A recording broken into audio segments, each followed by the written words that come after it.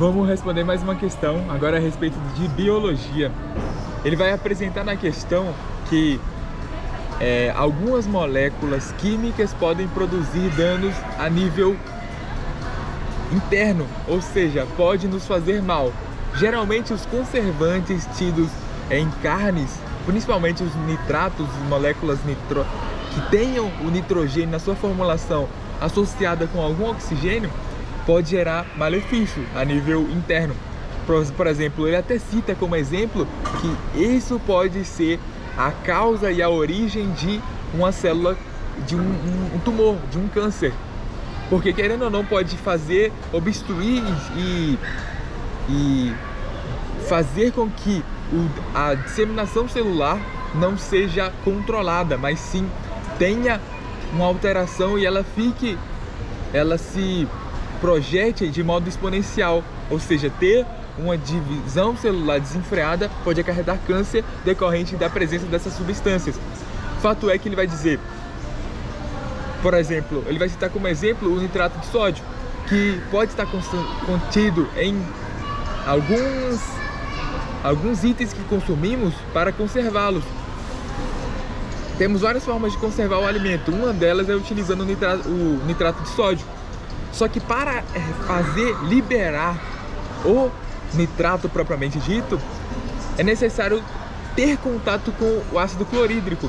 E aí ele quer saber qual dos órgãos listados dentre as alternativas tem-se o ácido clorídrico para que essa interação ocorra e o nitrato seja disponibilizado para ele fazer os seus danos.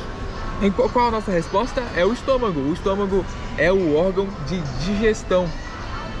A digestão mecânica começa pela boca, mas a digestão química se inicia a partir da boca também, porque tem a amilase salivar, mas no estômago tem-se a digestão mais efetiva, a digestão química mais forte. Por quê? Porque lá existe um pH baixíssimo devido à prevalência das moléculas de ácido clorídrico. Ácido clorídrico é um ácido forte, um ácido inorgânico fortíssimo. E ele tem essa capacidade de degradar substâncias e por ele ser um ácido forte, ele vai disponibilizar muito hidrogênio no meio, fazendo com que o pH caia. Essa queda do pH vai favorecer a degradação das substâncias.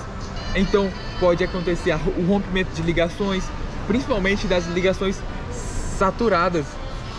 Porque as ligações saturadas, elas têm uma vez que o hidrogênio pode atacá-las e pode acontecer o rompimento dessa ligação, dessa insaturação.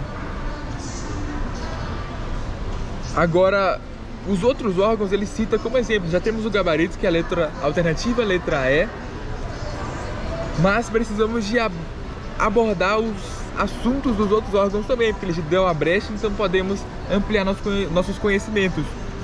O pâncreas, ele é um órgão necessário, por quê? Porque lá vão ter células beta-pancreáticas, ele pode se considerar uma glândula, é lá onde vai ocorrer a produção de insulina. Então, um pâncreas mal desenvolvido ou um pâncreas que tenha certa deficiência pode predispor o indivíduo a ter quadros de diabetes. O pâncreas, ele tem essa função essencial e é um órgão do sistema digestivo. Outro órgão, o intestino. O intestino se divide em intestino delgado e intestino grosso. O intestino delgado é o primeiro contato da substância. É lá onde vai acontecer a dissolução, principalmente na porção inicial do duodeno, em que a bile vai ser disparada naquela cavidade interna e vai acontecer o tensionamento de das gorduras. As gorduras elas podem ser destruídas decorrente dessa produção de sais biliares que vão desestabilizar as partículas lipídicas e vai favorecer a digestão. Então, duodeno, jejunum e depois íleo. São essas três porções do intestino delgado. Depois tem o intestino grosso, em que vai acontecer, aí a digestão já acabou, mas é só questão de eletrólito. Será que essa substância ela é importante para mim? Então eu vou reter. Se o movimento peristáltico estiver muito acelerado, pode ser que a retenção de água não aconteça. Então as fezes vão ficar muito úmidas. Esse é o quadro de diarreia. Portanto, existe esse fluxo. A depender do nível de peristaltismo tido no intestino grosso, pode-se ter uma desidratação. E desidratação pode acarretar prejuízos bem graves no sentido fisiológico. Outro órgão importante agora de digestão de excelência, um órgão metabolizador por excelência. Não à toa ele pode ser classificado como o principal órgão de metabolização do nosso organismo, o fígado. O fígado vai ter a responsabilidade de degradar substâncias, fazer a metabolização. Temos fases de metabolização: o metabolismo, a fase sintética, a fase pré-sintética, e a fase pré-sintética corresponde à adição de grupos polares na substância. Depois tem a fase de conjugação, que é a fase sintética.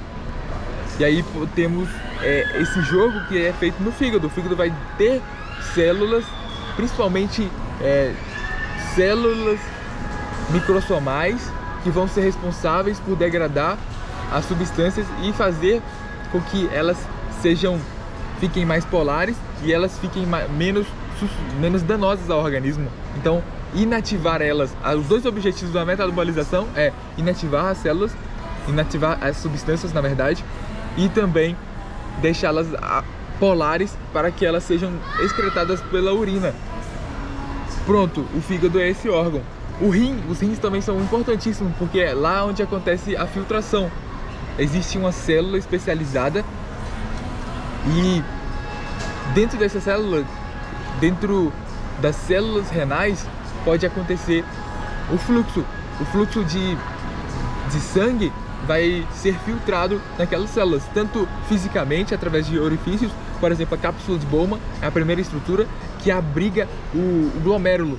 O glomérulo vai ter uma porção inicial que vai fazer essa separação mecânica, filtrar mesmo.